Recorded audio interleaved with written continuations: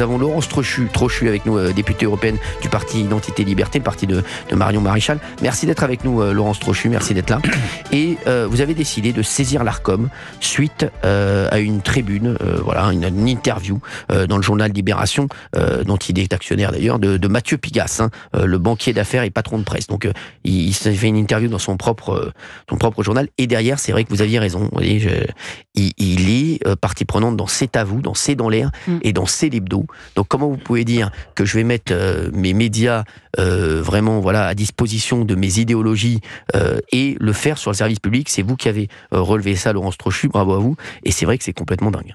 Ben oui, c'est pour ça que effectivement j'ai écrit au président de l'Arcom et puis je lui demande la même vigilance, la même ardeur, puisque on sait qu'il est très attentif justement à ce qui se dit partout. Eh bien, moi je voudrais qu'il soit attentif à ce qui se dit surtout dans le service public, puisque je rappelle quand même qu'il y a un contexte légal sur l'audiovisuel public qui réclame que soient respectées 3 choses: la pluralité, la neutralité et la diversité. Ben voilà, là on est à côté quand même. Exactement. Alors, il a mis « J'échange avec les gens dont je suis proche politiquement, la gauche ». Il avait soutenu le nouveau Front populaire lors des élections législatives en 2024. Il avait même aussi appelé à voter Jean-Luc Mélenchon en 2017. Mathieu Pigasse, donc propriétaire de Libération, donc producteur de C'est à vous. Je le redis pour nos auditeurs, C'est à vous, C'est dans l'air et C'est l'hebdo. Voilà, donc il avait appelé à voter pour Jean-Luc Mélenchon en 2017 et il a soutenu le nouveau Front populaire en 2024. Je le rappelle, Mathieu Pigasse, C'est à vous, C'est dans l'air, C'est l'hebdo. Voilà. Comment vous dites ? C'est à vous, C'est dans l'air, C'est l'hebdo. France 5, je vais donner les horaires de ces émissions, bien entendu. Voilà, si on peut me les donner, bien entendu, merci, les horaires exacts, merci de ces émissions, c'est important. Il a mis, j'observe qu'il y a une complaisance, voire dans certains cas une connivence entre les dirigeants de grandes entreprises et l'extrême droite. Elle vient du fait que les thèmes de l'extrême droite parlent aux chefs d'entreprise. Je ne comprends pas en outre les tenants de cette position ne comprennent pas que le nationalisme économique, le repli sur soi conduit à une impasse. Donner des leçons à tout le monde, lui. Ouais. Vincent Bolloré est l'exemple le plus évident. C'est vrai que lui, Mathieu Pigasse va donner des leçons à Vincent Bolloré. C'est comme si Richard Gasquet donnait des leçons de tennis à Roger Federer.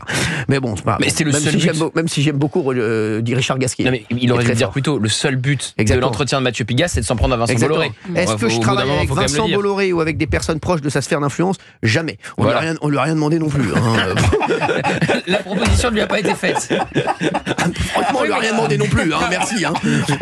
J'ai vraiment pas que ça à foutre. Donc vous allez voir, comme là, il va être énervé. Vous allez voir qu'il va avoir un article sur moi dans Libération ou Le Monde dans jeudi. Allez, je leur donne 3 semaines. Là, pas que ça se voit trop. Il n'y a pas besoin de ça pour qu'il y ait des articles. Pour que ça se voit pas trop, ils vont attendre, je vous le dis, moi. 3 semaines. Allez, jeudi, mi-février. Vous voyez qu'il parle d'extrême droite dans le cœur de l'article, mais en titre, il évoque la droite radicale. Exactement. Moi, je vais vous dire, la droite radicale, ça me va bien. Parce que radical, c'est quoi? C'est les racines. Et en fait, ce qui fait horreur à la gauche, c'est ça. C'est qu'on puisse revendiquer que nous sommes dans un pays qui a une histoire, qui a une géographie et qui donc a des frontières pour délimiter sa propre géographie, qui a une culture, qui a des traditions, des coutumes, un mode de vie, etc. Et cette droite des racines, c'est précisément celle que moi je défends aux côtés de Marion Maréchal chez Identité Liberté.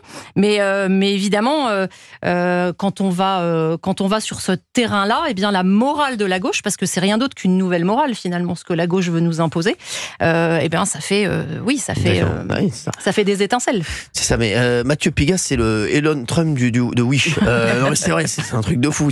Il a récupéré Guillaume Meurice sur Radio Nova après son éviction de Radio France. Ce qui est étonnant quand même, c'est que... Il va pas faire X, lui, il va faire Z.